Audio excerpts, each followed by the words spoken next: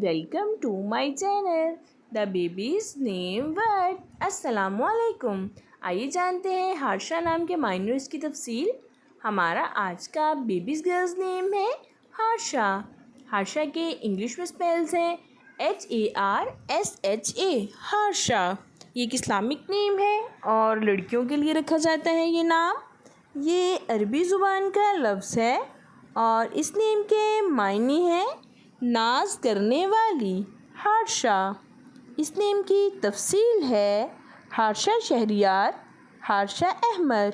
इस तरह से हम ये नाम रख सकते हैं। आप भी अपने नाम का मायने जानने के लिए कमेंट्स में अपना नाम लिखें और मायने जानिए। एंड अपने नाम की स्पेशल वीडियो बनवाने के लिए भी आप मेरे कमेंट बॉक्स में अपना नाम कमेंट कर सकते हैं। And please like the video, subscribe my channel. Okay dears, फिर मिलेंगे न्यू नेम न्यू वीडियो के साथ। अपना ख्याल रखिएगा, दुआओं में याद रखिएगा। अल्लाह हाफिज़।